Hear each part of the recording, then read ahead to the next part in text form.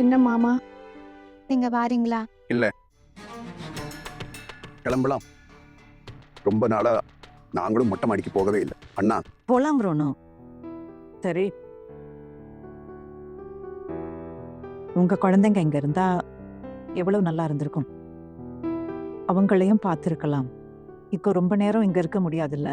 குழந்தைங்க பிறந்தப்போ நீங்க அவங்கள பார்க்க வரவே இல்லை. ஒரு வாட்டி கூட பார்த்ததில்ல.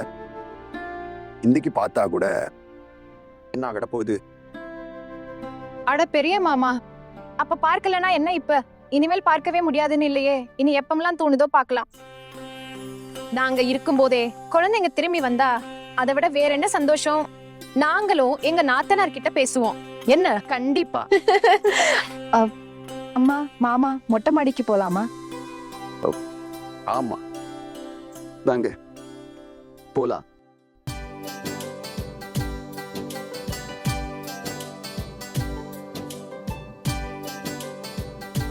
இதோ பாருங்க, இதுதான் நம்ம மாடி.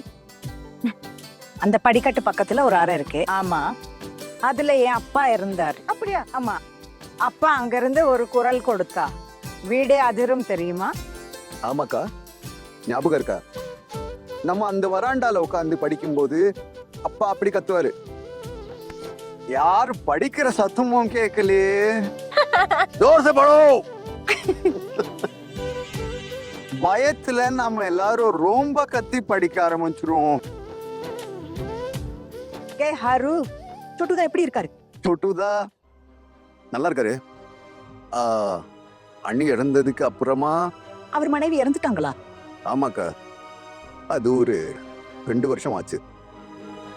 இப்போ அவரை கவனிச்சுக்க யாரும் இல்லை. அவர் மருமகள் அவரை சரியா பார்த்துக்கதே இல்லை.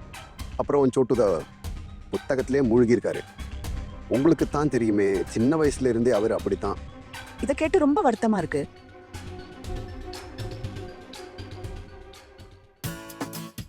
ஏய் ஹாரு, இது என்ன? இந்த பட்டம் யாருது? அது வந்து அங்க வாடகைக்கு விட்டுருணும்ல, அது அவங்க குழந்தைங்களோட தான் இருக்கும். வா. ஆஹா, எவ்வளவு நாளாச்சு. ஏ ஹாரு, எத்தனை நாளாச்சு நூல் கண்டு கையில பிடிச்சு? அம்மா, நீங்க பட்டம் விடுவீங்களா? ஆமா. எங்க விட போறாங்க? மாமியால அதெல்லாம் முடியாது. என்னால ஏன் முடியாது? என்ன? ஏ ஹாரு, சின்ன வயசுல நாம எப்படி பட்டம் விட்டோம்னு சொல்லு. அட அக்கா, பட்டம் விடுறதுல ரொம்ப எக்ஸ்பர்ட் தெரியுமா? விஸ்வகர்மா பூஜை அன்னைக்கு மொட்டை மாடியில நாங்க 3 பேரும் ஒன்னா இருப்போம். ராக்கல் தான் ஒருத்தர் இருந்தாரு, அவர் நல்ல பட்டம் விடுவாரு. அவரோட பட்டத்தை அக்கா அடுத்துட்டாங்க. அவருக்கு அக்கா மேல வந்த கோபத்தை சொல்லவே முடியாது. ராக்கல் தாவ எப்படி நான் பழி வாங்கினேன்னு சொல்லு. எப்படி தெரியுமா அப்படின்னு? எங்க அக்கா கல்யாணத்துக்கு அப்பா இனிப்பு செய்ய ஒரு மாஸ்டரை கூப்பிட்டு இருந்தாரு. அப்ப என்னாச்சுன்னா, அந்த ராக்கல் ரகசியமா யாருக்கும் தெரியாம பாதிக்கும் மேல உள்ள ரசகுல்லாவை சாப்பிட்டாரு. மீதி இருந்தத வேணும்னு கால்ல போட்டு மிதிச்சு நாசமாக்கிட்டாரு.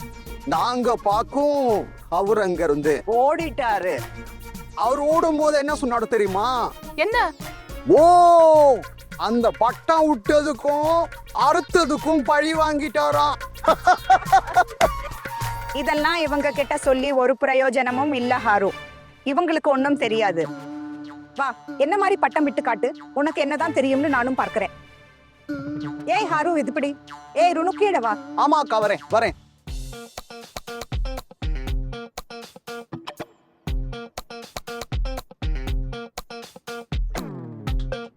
இருக்கமா அப்படி? ஆமா, பட்டம் பறக்குது. இதோ இதோ அக்கா. அக்கா அங்க பாருங்க பாருங்க, 2 பட்டம் பறக்குது, வேற வேற கலர்ல. ஏய், நூல் விடுங்க அக்கா. அட விடுறேன் இரு, கொஞ்ச நேரம் என்னோட வித்தையை காட்ட விடு. வந்துருச்சு வந்துருச்சு. விடாதீங்க விடாதீங்க, அப்படிங்க பட்டத்தை அருங்க. என்ன பண்றீங்க? ஓ, அந்த மஞ்சள் பட்டத்தை பாரு. ஆஹா, அதோட கதையை முடிக்க போறேன். முன்னாடி இருக்குல்ல, அத பாருங்க. இரு, முதல்ல மஞ்சள் பட்டத்தோட கதையை முடிப்போம். சரி, ஆமா அத அருங்க.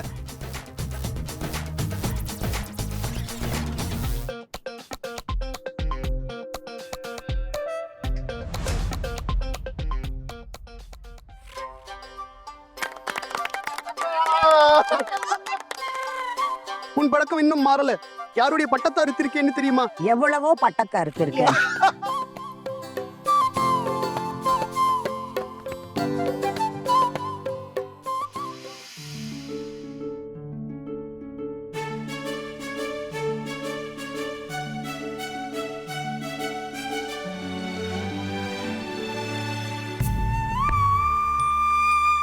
பாருங்க, 2 மாமாவும் குழந்தைங்க மாதிரி அவங்க அக்கா கையால சாப்பிடுறாங்க. பார்க்க எவ்வளோ நல்லா இருக்குல்ல. எனக்கு இன்னும் இவங்க சின்ன பசங்க தான். வயசு வேணா அதிகமா இருக்கலாம், கல்யாணமாகி குழந்தைங்க கூட வந்திருக்கலாம். ஆனா இவங்க எங்க அன்பான தம்பிங்க, பாசமான தம்பிங்க. சரி கேளுங்க, இப்போ இந்த கோபத்தையும் அகங்காரத்தையும் விட்டுட்டு எல்லாரையும் பார்க்க வீட்டுக்கு வாங்க. யோசிச்சுதான் சொல்றீங்களா அக்கா? உங்க பசங்க எதுவும் இல்ல இல்ல, அப்படிலாம் இல்ல. என் பசங்க நான் சொல்றது அப்படியே கேட்பாங்க. நான் என்ன சொல்றேனோ அதை செய்வாங்க. என் கணவரோட கொடுமையையும் அவமானத்தையும் தாங்கினதுக்கு அப்புறம் நான் முடிவு பண்ணிட்டேன், என் பசங்களை ஒருபோதும் அப்படி வளர விடக்கூடாதுன்னு. இன்னைக்கும் வீட்டுல என் பேச்சு தான் கடைசியா கேட்பாங்க. என் பசங்களும் சரி, என் மருமகளும் சரி. போதி,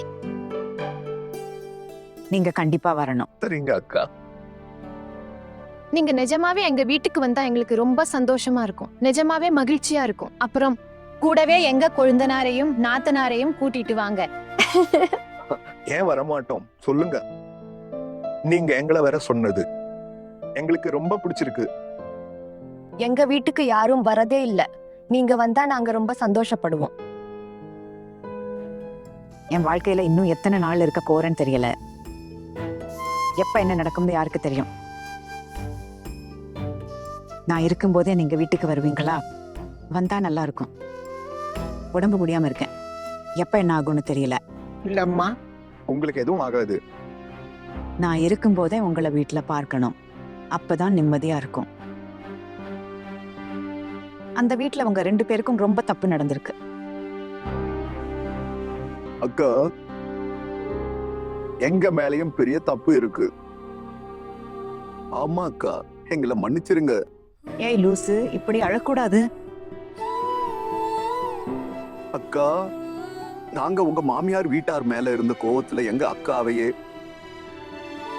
நாங்க கைவிட்டுட்டோம். நாங்க உங்களை பார்க்கவும் வரல, எந்த தகவலும் தெரிஞ்சுக்கல. இப்போ நாங்க உங்க சின்ன தம்பிங்க அக்கா. எங்களால தப்பு நடந்துருச்சு, போதும் போதும் போதும். எங்களை மன்னிச்சிருங்க. அட்ட போதும் போதும் போதும். இனிமே யாரும் அழக்கூடாது, யாருமே அழக்கூடாது. கண்டிப்பா இல்ல, எல்லாரும் சிரிச்சுக்கிட்டே சந்தோஷமா இருக்கணும். சரி, நல்லா சாப்பிடுங்க. அவ்வளோ நல்லா சமைச்சிருக்காங்க. ஆமா, சாப்பிடுங்க சாப்பிடுங்க.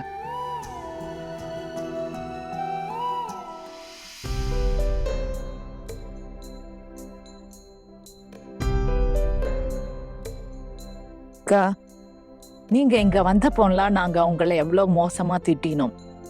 எங்களை மன்னிச்சிருங்க. இனி அடிக்கடி வாங்க. பரவாயில்ல பூத்தே, இது வரைக்கும் எனக்குன்னு யாரும் இல்லைன்னு தான் நினைச்சேன். எனக்கு வாழ்க்கை இல்லை, அதனாலதான் எங்க அதிகாரத்தெல்லாம் மாமியார் வீட்டுல காட்டுனேன். ஆனா இங்க வந்ததுக்கு அப்புறம் எனக்கும் சொந்தம் இருக்காங்கன்னு தோணுது. இப்பம்தான் எப்பெல்லாம் மனசு உங்களை பார்க்க ஏங்குதோ ஓடி வந்துடுவேன். நீங்களும் அடிக்கடி வரணும். அக்கா, உங்க மருமகள் ரொம்ப நல்லவ. இவங்க அன்பெல்லாம் ஒரு வெளிவேஷம் தான். இவங்க பேச்ச நம்பாதீங்க. எல்லாரும் ஒருத்தரை விட ஒருத்தர் பெரிய ஆளுங்க. அம்மா, என்னம்மா நாங்க கெட்டவங்களா? அப்புறம் மாமியார் அம்மா, எல்லாரையும் விட நீங்க என்கிட்ட தானே அதிகமா அன்பு காட்டுறீங்க, அப்படித்தானே? நீங்க என்ன சொல்றீங்க மேஷ்தி? பெரியம்மா என் மேலதான் அதிக பாசம் வச்சிருக்காங்க, என்ன பெரியம்மா? அப்போ நாங்க 2 பேரும் என்ன வெள்ளத்துல அடிச்சிட்டு வந்தவங்களா? போதும் போதும், இந்த பாசப்போட்டியை இதோட நிறுத்துங்க. எனக்கு யாரு நான் சொல்றதை கேட்டு வீட்டை சரியா கவனிச்சுக்கிறாங்களோ அவங்க தான் செல்லம். சரியா? போலாமா? கிளம்புங்க, போலாம். சரி அக்கா, மாமனார ஒரு தடவை பார்த்துட்டு போறேன்னு சொன்னீங்களே. ஆமா ஆமா, அவர் வீடு போற வழியில தானே இருக்கு. ஒரு தடவை பார்த்துடுறேன். வயசு ரொம்ப ஆகிடுச்சு, அவர் எப்படி இருக்காரோ தெரியல. போலாம். சரி வாங்க. இல்ல இல்ல, நாங்க போயிட்டு வரோம், நீங்க ஓய்வு எடுங்க. கிளம்புறேன்.